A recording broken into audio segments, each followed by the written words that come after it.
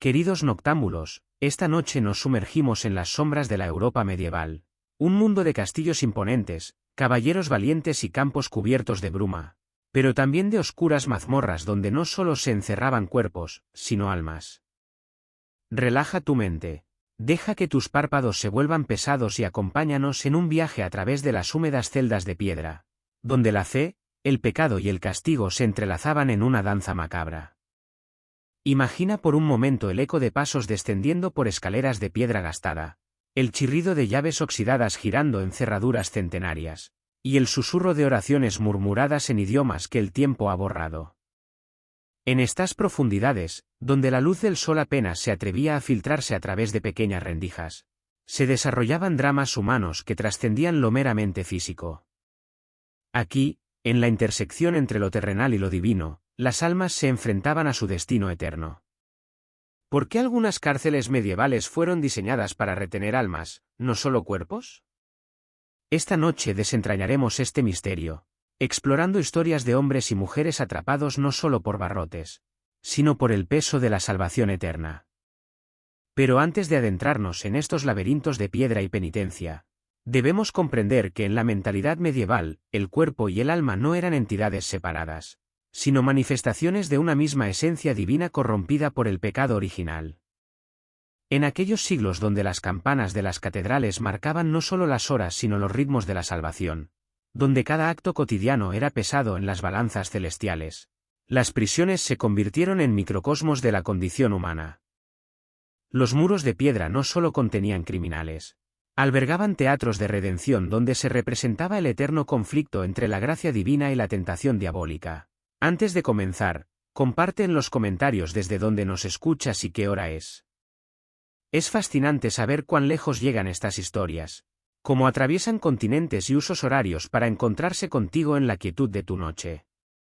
Algunos nos acompañan desde bibliotecas silenciosas, otros desde habitaciones iluminadas solo por la luz de sus pantallas, creando una comunidad nocturna unida por la curiosidad hacia los misterios del pasado. Ahora, acomódate.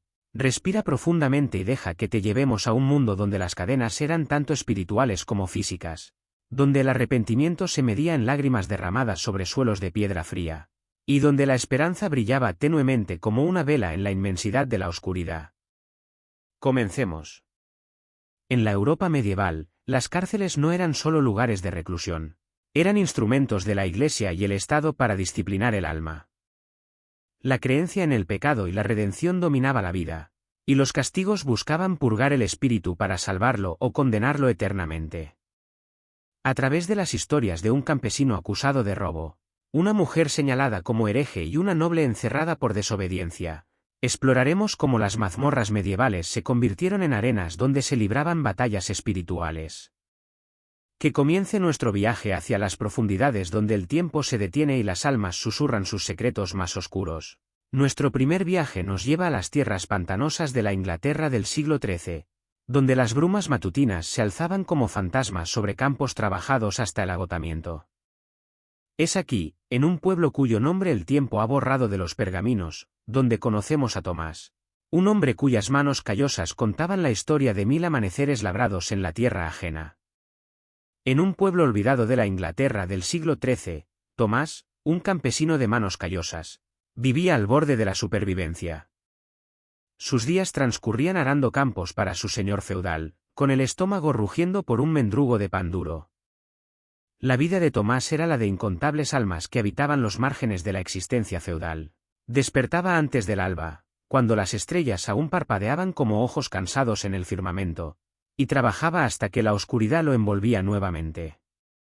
Su cabaña de barro y paja albergaba a su esposa, Helena, y a sus 3 hijos pequeños, cuyos rostros demacrados reflejaban la perpetua hambruna que acechaba a los más desfavorecidos. El invierno de 1263 fue particularmente cruel. Las cosechas habían fallado, y el señor feudal, Sir Aldric de Blackmoor, había aumentado los tributos para financiar su participación en las cruzadas.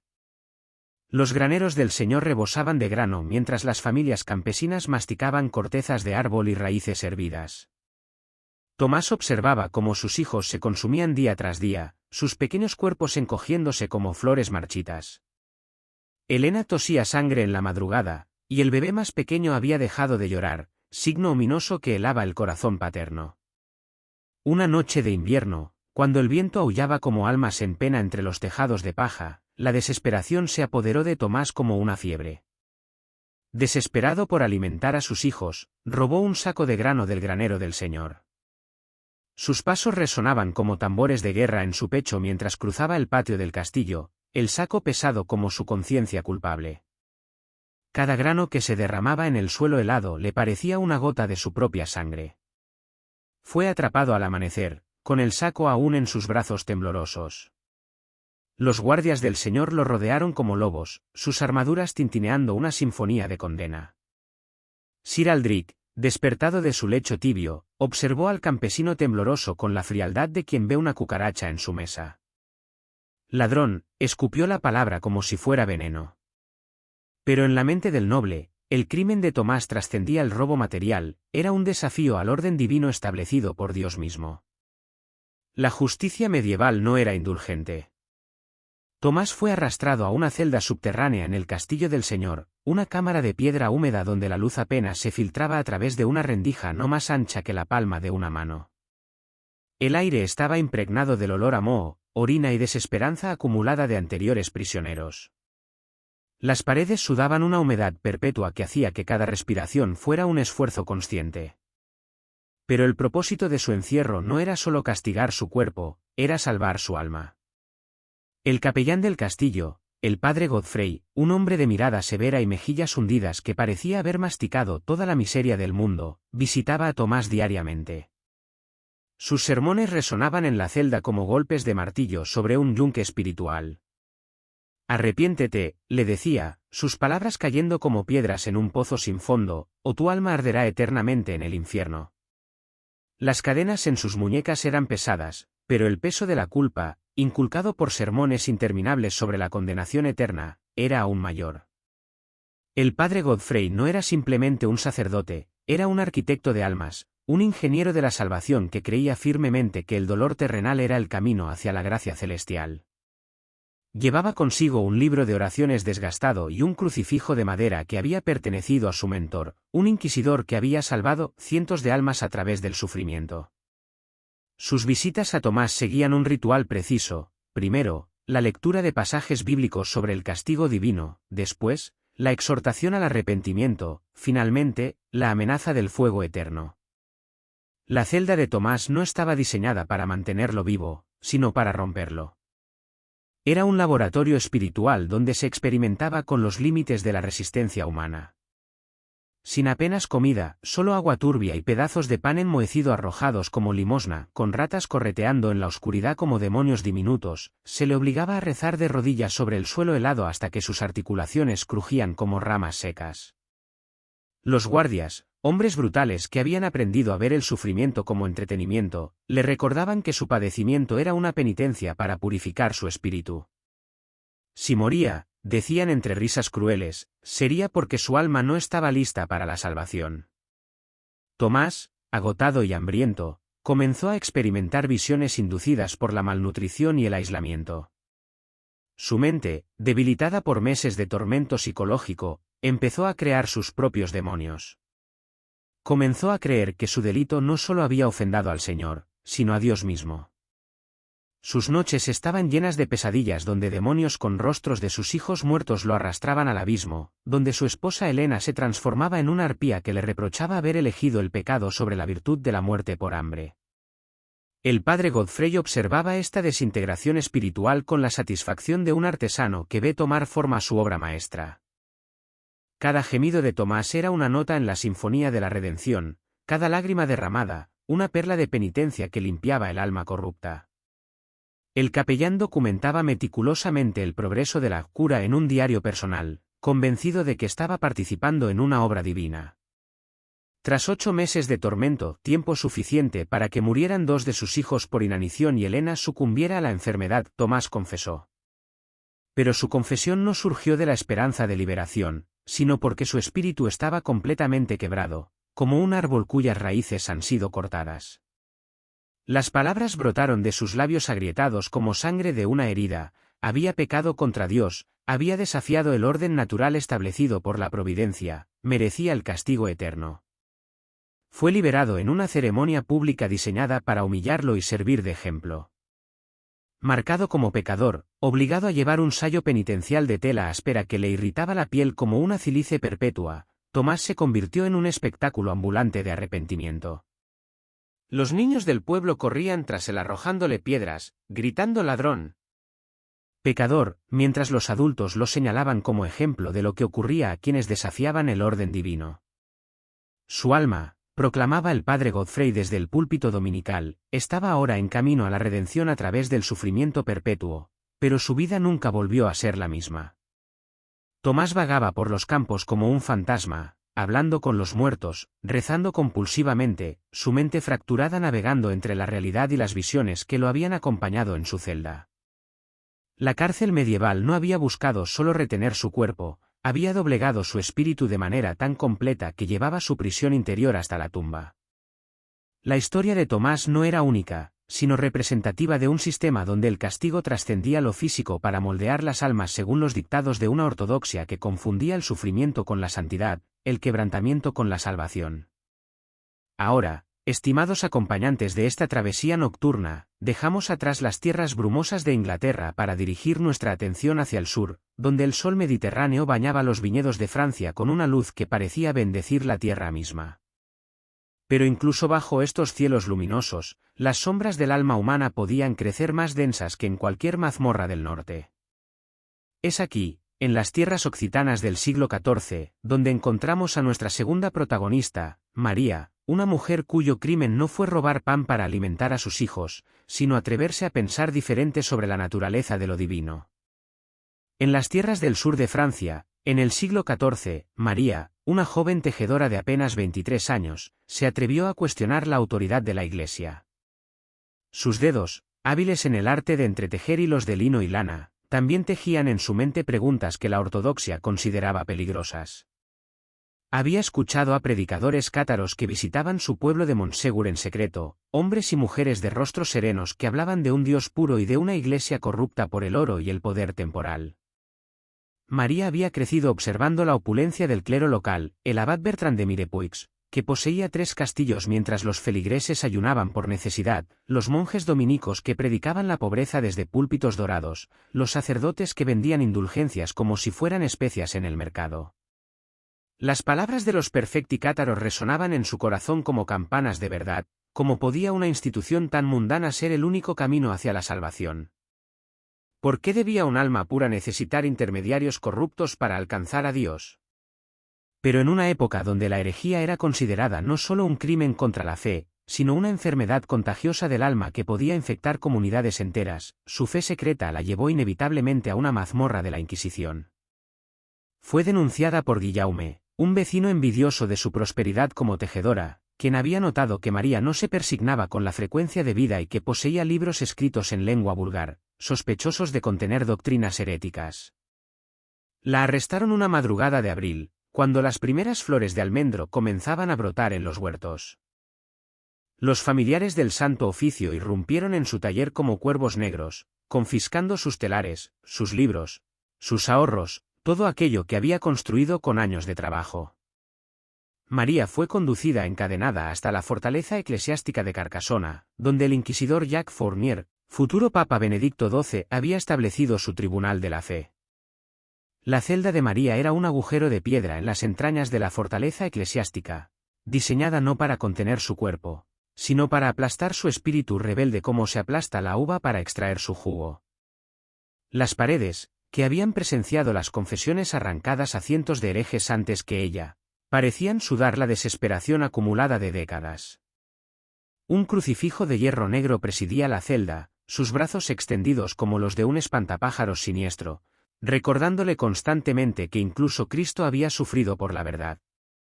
Los inquisidores, hombres de formación universitaria y mentes afiladas como cuchillos de carnicero, no querían solo su confesión, querían su alma completa, vaciada de toda disidencia y rellenada con ortodoxia pura. El proceso no era un juicio sino una disección espiritual meticulosamente planificada. Fray Bernard Guy, el inquisidor principal, había escrito manuales enteros sobre el arte de quebrar herejes, técnicas perfeccionadas a través de generaciones de salvación forzada. Día tras día, la interrogaban en una sala donde la luz entraba sesgada a través de ventanales altos, creando patrones de luz y sombra que parecían simbolizar la lucha entre la verdad divina y la oscuridad herética. Los inquisidores alternaban promesas de salvación con amenazas de tormento eterno, como un coro diabólico que cantara notas de esperanza y desesperación en perfecta armonía. Le mostraban imágenes pintadas en pergaminos costosos, demonios con rostros de mujeres que habían osado pensar por sí mismas, hogueras donde ardían almas que habían preferido la verdad personal a la verdad institucional. Le leían pasajes del Apocalipsis con voces que resonaban como truenos de juicio final, recordándole que su herejía no solo ponía en peligro su salvación eterna, sino que convertía su cuerpo mortal en receptáculo del mal. Tus errores, le decía Fray Bernard con la paciencia de un profesor que corrige a un estudiante especialmente obtuso, no son simplemente opiniones equivocadas. Son puertas abiertas por las que los demonios entran en el mundo. Cada pensamiento herético que alimentas en tu mente es una invitación al anticristo para que establezca su reino en la tierra. María fue sometida a privaciones extremas calculadas para debilitar su resistencia física y mental. Pan mohoso que sabía a desesperación, agua turbia que reflejaba su rostro demacrado como una profecía de su destino, y cadenas que laceraban su piel delicada de tejedora, acostumbrada solo al roce suave de los hilos de seda. Pero el verdadero castigo era psicológico, una tortura tan refinada que habría impresionado a los filósofos griegos por su complejidad intelectual. Los inquisidores la aislaban en la oscuridad durante días enteros, asegurándole que su alma estaba ya condenada a menos que renunciara a sus creencias.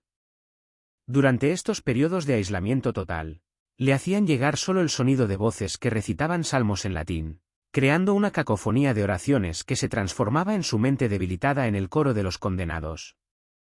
En una ocasión particularmente cruel, la obligaron a presenciar la quema de Pierre Autier, un perfecto cátaro que había sido su mentor espiritual. Un espectáculo diseñado para aterrorizarla hasta la sumisión completa. Desde una ventana alta de la fortaleza, María vio cómo las llamas lamían el cuerpo del hombre que le había enseñado que Dios era amor puro, no venganza institucionalizada. Pierre murió cantando himnos cátaros, su voz elevándose sobre el crepitar del fuego como un ave que busca el cielo.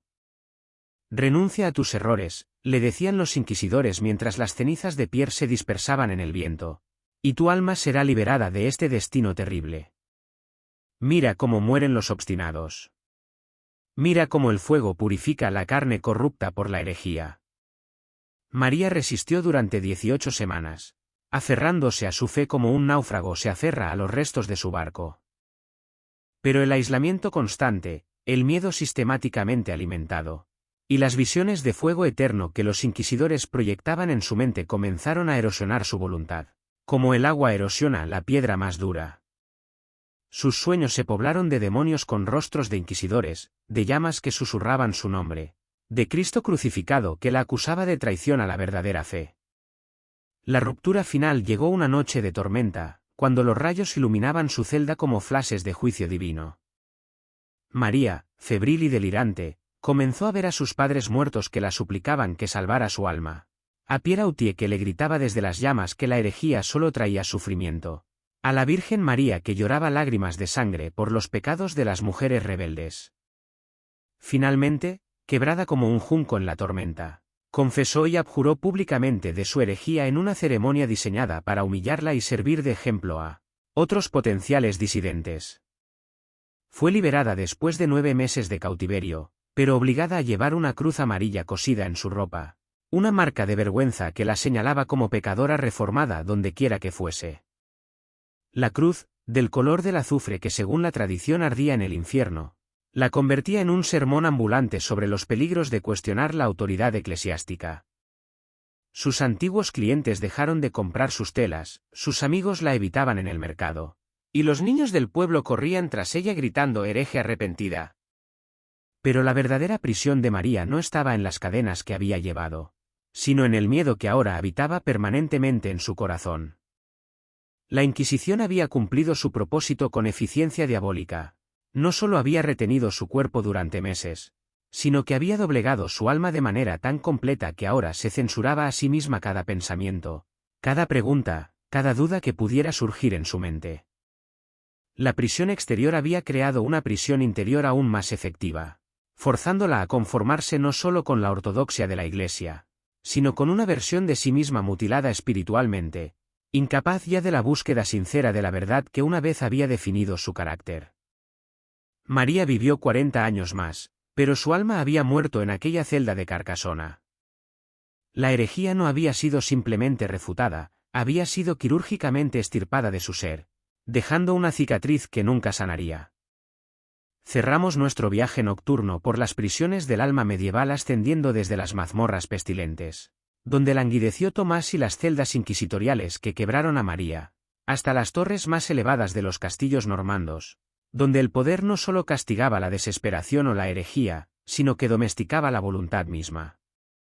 Aquí, queridos compañeros de vigilia, donde las piedras están cortadas con más precisión y las ventanas ofrecen vistas de territorios extensos, encontramos que la opresión puede vestirse de seda y hablar con voz educada, pero no por ello es menos cruel.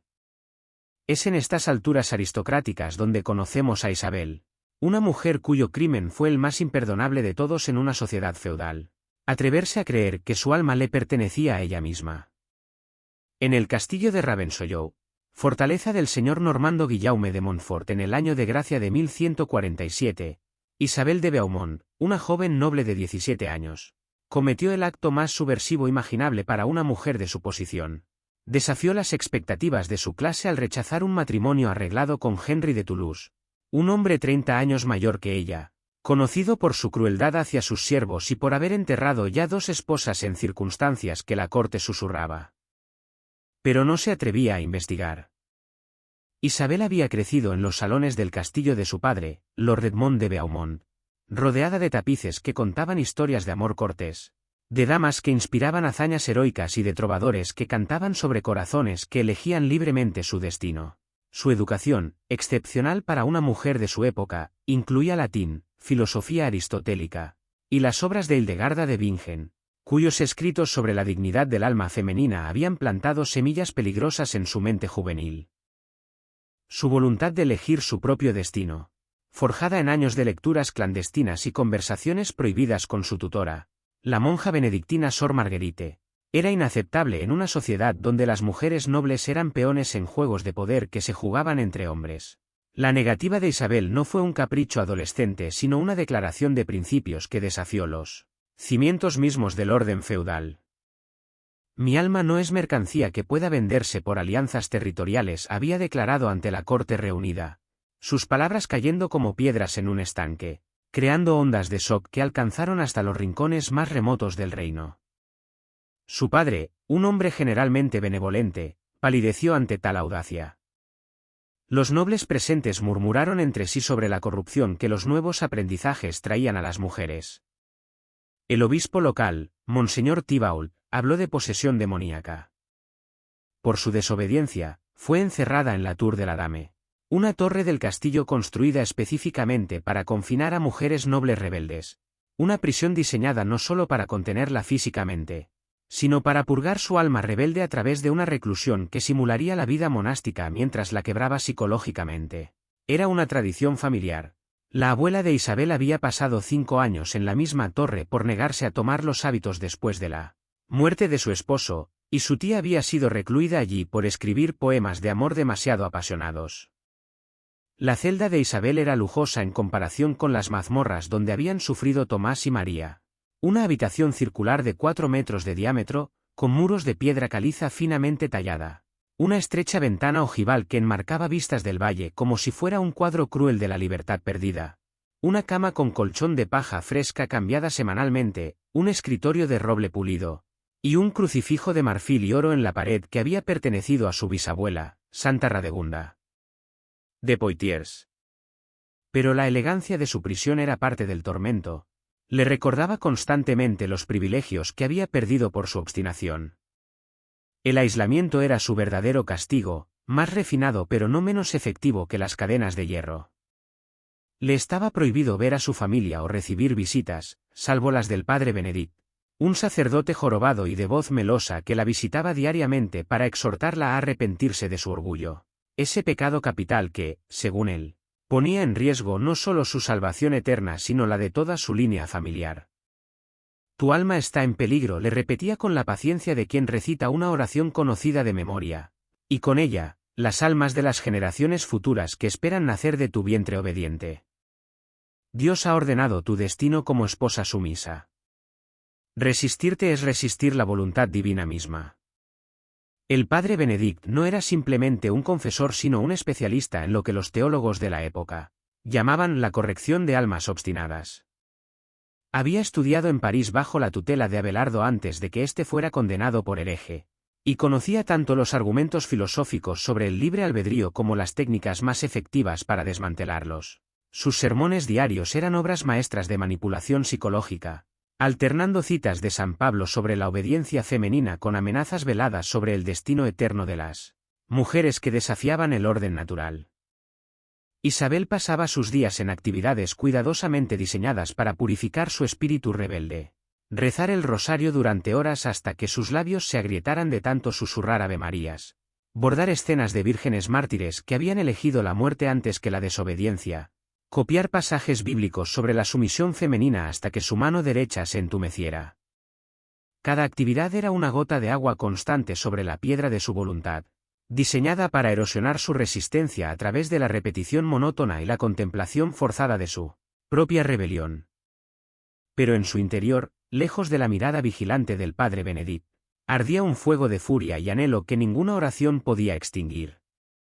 Escribía poemas en secreto usando carbón vegetal robado de los braseros, versos apasionados sobre la libertad del alma y la tiranía del matrimonio forzado, escondiéndolos bajo las losas sueltas de su celda donde soñaba que algún día serían encontrados por otra mujer, que compartiera sus aspiraciones. Sus poemas, escritos en lengua vulgar mezclada con latín, eran actos de resistencia tan peligrosos como cualquier conspiración política. Libérame, domine, non ave oste armato, sed ave amore non electio. Free my soul, not from armed foe, but from love I did not choose. Sin embargo, la constante vigilancia del sacerdote, que parecía intuir cuando ella había estado escribiendo por la expresión de sus ojos, y las cartas de su familia, que le llegaban semanalmente implorándole que se sometiera para salvar el honor familiar, comenzaron a minar su resistencia como el agua orada la roca más dura. Su madre, Lady Aliene, le escribía sobre las lágrimas que derramaba cada noche, sobre cómo su obstinación estaba matando lentamente a su padre, sobre las burlas que la familia soportaba en la corte real. Más cruel aún eran las cartas de su hermana menor, Matilde, de apenas 14 años, quien había sido prometida en matrimonio como consecuencia de la rebelión de Isabel. Tu libertad se ha comprado con mi infancia, escribía Matilde con una letra temblorosa que revelaba sus lágrimas. Si no cedes, yo pagaré el precio de tu orgullo. Era una estrategia diabólicamente efectiva. Convertir la resistencia de Isabel en la causa del sufrimiento de los seres que más amaba. Los años pasaron como estaciones en un jardín que Isabel podía ver pero no tocar. Primero 1, luego 2, después 3 años de contemplar la misma vista, de recitar las mismas oraciones, de soportar los mismos sermones. Su cuerpo se debilitó por la falta de ejercicio y la dieta monástica, pero más devastadora fue la erosión gradual de su sentido de sí misma. Los espejos habían sido removidos de su celda, la vanidad corrompe el alma penitente, pero las ventanas reflejaban ocasionalmente su imagen, una joven que se convertía en mujer en soledad, viendo cómo sus años fértiles pasaban como hojas en otoño. Tras 4 años de encierro, durante los cuales Henry de Toulouse había enviado regularmente regalos, joyas, sedas, libros de devoción como recordatorios de la vida que la esperaba si se rendía, Isabel finalmente cedió. La ruptura no llegó como un momento dramático sino como el inevitable colapso de una presa erosionada gota a gota. Una mañana de primavera, cuando las flores del valle le recordaron dolorosamente todo lo que había perdido, simplemente dejó de resistir. Acepto, fueron sus únicas palabras al padre Benedict, quien sonrió con la satisfacción de un cazador que finalmente ha agotado a su presa. Fue liberada en una ceremonia que celebraba no su libertad sino su sumisión. Vestida de blanco como una novia pero con los ojos vacíos como una muerta, Isabel caminó hacia su destino con pasos que resonaban como clavos en un ataúd. Su espíritu estaba tan completamente roto que ya no sentía ni dolor ni alegría, solo una resignación gris que se había instalado en su alma como ceniza después del fuego. La Tour de la Dame no solo había confinado su cuerpo durante 4 años cruciales de su juventud, había aplastado su voluntad con la precisión de un relojero que desmonta un mecanismo delicado, moldeándola en la figura obediente que la sociedad exigía. La cárcel medieval, incluso para los nobles, había demostrado ser un instrumento perfecto para disciplinar el alma, asegurando que hasta las mentes más fuertes y los corazones más valientes se doblegaran al orden divino que confundía la sumisión con la santidad. Isabel vivió 30 años más como esposa de Henry de Toulouse, parió 7 hijos y fue recordada por las crónicas como un modelo de virtud femenina. Pero quienes conocían su historia sabían que había muerto en aquella torre, y que lo que caminaba por los salones del castillo era solo el fantasma de lo que había sido, una mujer que una vez creyó que su alma era libre. En la Europa medieval, las cárceles no eran solo lugares de castigo físico, eran instrumentos de control espiritual. La Iglesia, con su dominio sobre la vida y la muerte del alma, veía el pecado como una amenaza no solo al individuo, sino al orden divino de la sociedad. Las mazmorras, ya fueran en castillos feudales o fortalezas eclesiásticas, estaban diseñadas para reformar el espíritu, purgar el pecado o preparar al condenado para el juicio final. La fe como cadena. La cosmovisión cristiana medieval consideraba el cuerpo como un recipiente temporal para el alma inmortal. Por ello, el castigo físico era secundario al objetivo de salvar o condenar el espíritu. Los presos eran sometidos a privaciones, aislamiento y sermones constantes para inducir el arrepentimiento. La confesión era clave, un alma que confesaba y se arrepentía podía ser redimida, incluso si el cuerpo sufría o perecía. La Inquisición y la herejía. Con el auge de la Inquisición en el siglo XIII, las cárceles se convirtieron en herramientas para combatir la herejía. Los acusados, como María, eran aislados en celdas oscuras, interrogados sin descanso y enfrentados a la amenaza del fuego eterno. La meta no era solo castigar, sino forzar la renuncia a creencias peligrosas, asegurando la conformidad con la doctrina católica. El papel de la nobleza, incluso los nobles, como Isabel, enfrentaban prisiones diseñadas para doblegar su voluntad. Las torres y celdas de castillos no solo aislaban, sino que imponían un régimen de penitencia y oración, reforzando la idea de que la desobediencia era un pecado contra Dios y la sociedad. El castigo público. Las cárceles también servían como escenarios para espectáculos de humillación pública. Los presos liberados, como Tomás, a menudo llevaban marcas de vergüenza, sayos penitenciales, cruces cosidas, para recordarles su pecado y advertir a otros. El alma, no solo el cuerpo, debía ser visiblemente disciplinada. A medida que la Edad Media avanzaba, las ideas sobre el castigo comenzaron a cambiar. La Ilustración y las reformas legales del siglo XVIII trajeron un enfoque más secular, centrado en la rehabilitación del cuerpo más que en la salvación del alma. Sin embargo, el legado de las cárceles medievales perduró, un recordatorio de una era donde el espíritu era el verdadero campo de batalla.